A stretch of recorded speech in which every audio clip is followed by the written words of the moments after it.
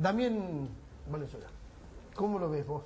Mirá, yo después de tan vasto análisis que hacía Daniel y con el cual coincido en el 100%, y también con algunos de los temas que vos estabas planteando, me gustaba el último concepto que estabas teniendo, que era que el kirchnerismo es un conjunto de ideas. Justamente no era un plan. A ver, lo que percibimos y lo que hemos percibido en estos últimos 6 años es que justamente no se trataba de un plan, sino de un par de ideas fuerzas. Yo creo que Néstor era un pragmático que sabía 3 o 4 o 5 variables, y sobre esas 3, 4 o 5 variables aprovechaba un contexto y aprovechó el contexto internacional. Entonces, a mí siempre me gusta hablarle al público para que lo entienda. Lo que estuvimos haciendo o la salida de Néstor acá en este momento implicó un cambio de lo que estaba diciendo Daniel recién, ¿no?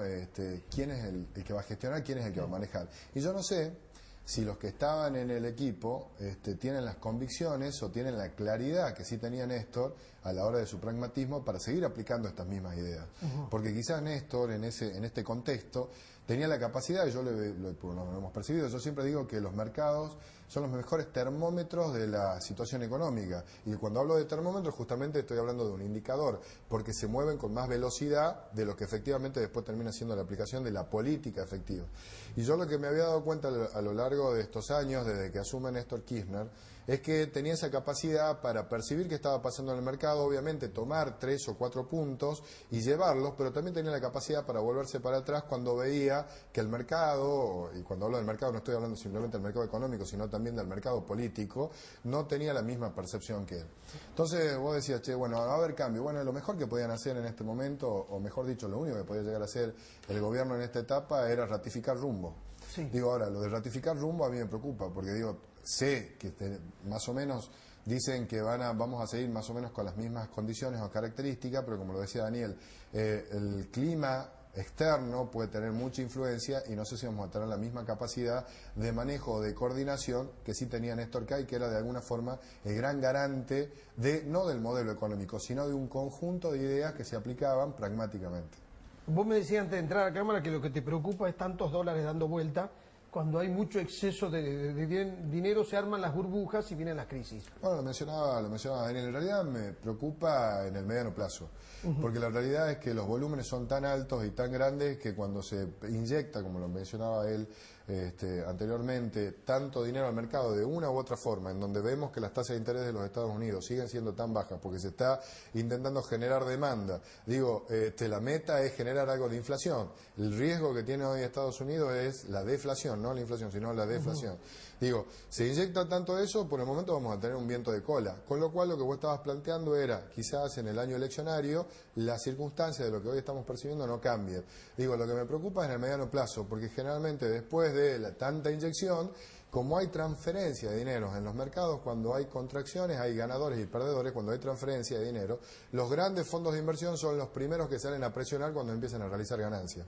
Y entonces los precios de las hojas que hoy están sostenidos por estas grandes inversiones son, en algún momento cuando empiezan a hacer sus salidas para efectivizar esas ganancias, es lo que provoca estas variables. Néstor la entendía. A ver, si vos me preguntás algo que yo le valoro a Néstor K, digo, más allá de su pragmatismo político, entendía 4 conceptos. Está bien, pero... y sabía manejarse. Con la libreta de almacenero, como él planteaba, sí, está bien. Era un buen gestor para mantenerse dentro de este contexto económico. Podríamos haber dicho que podría haberlo hecho mejor, podríamos haber dicho que quizás sea menos confrontativo, pero acuérdate que era una persona que ha llegado legalmente con un 22%, pero que tuvo que legitimar su poder, y en esa legitimación optó por un modelo político que de alguna forma estaba consolidándose en Latinoamérica, porque era el fenómeno Chávez, era el fenómeno Evo Morales, era el fenómeno de Ecuador también. Quizás podría haberse parecido más a Lula y haber aprovechado el mismo modelo que estaba empezando a aplicar Lula, pero él quería diferenciarse de alguna forma, entonces generó este contexto al punto del modelo político. Pero lo económico, como dijo él, la economía anduvo bien. En realidad, lo que a mí me preocupa es si este nuevo piloto, este nuevo coordinador de políticas, realmente va a ser o va a tener la muñeca para llevar el auto a buen puerto. Digo, más allá de la fijación de rumbo. Y en este contexto... ¿Y el mercado qué está percibiendo de esto? No, el mercado está especulando. Está especulando. A ver, y el mercado está especulando... A ver, explicarle a la gente por qué cuando murió Néstor Kirchner subieron los títulos públicos, bajó el riesgo país. En realidad no pasó por la muerte de Néstor Kirchner. O sea, eso fue ¿Coincidió? No, fue una coincidencia y fue una coincidencia trágica con ciertos activos como el del Grupo Clarín, que porque tenía una relación directa con una pelea que él estaba manteniendo. Pero la realidad es que los mercados venían con una tendencia positiva de mucho antes, una tendencia que empezó en mayo, o sea, el índice Merval, que es el principal indicador que nosotros tenemos en el mercado argentino, si vos te pones a ver, replica exactamente lo que estaba haciendo el Dow Jones desde el mes de mayo en adelante. Y la realidad es que se da por este exceso de liquidez y esta fiesta de liquidez que hay en el mundo. Digo, la plata no está ingresando a Argentina, lo que está ingresando es plata a activos argentinos que tienen cotizaciones en los mercados mundiales.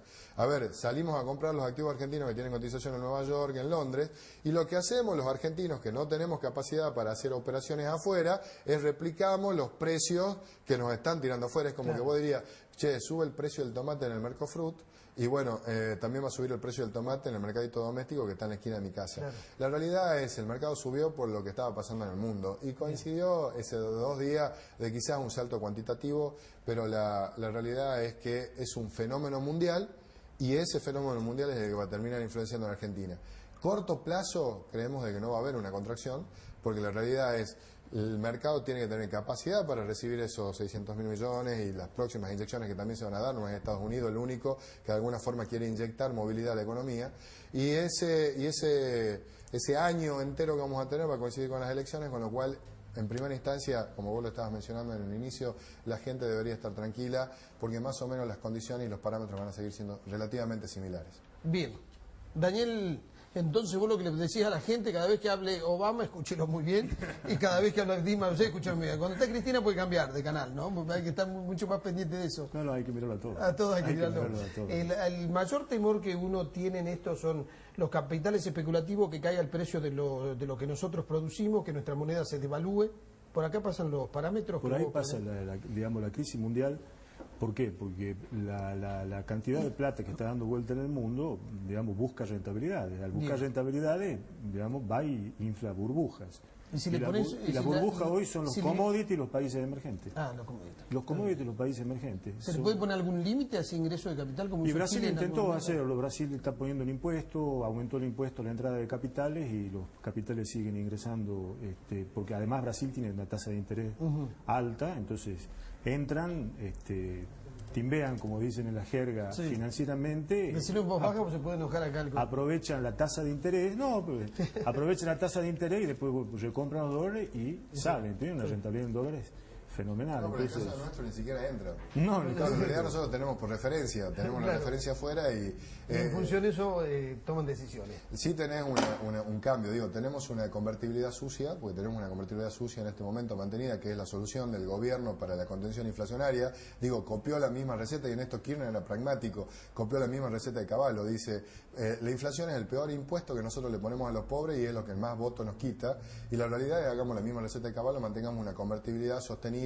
ahí abajo, porque eso de alguna forma nos va a garantizar una contención de la inflación.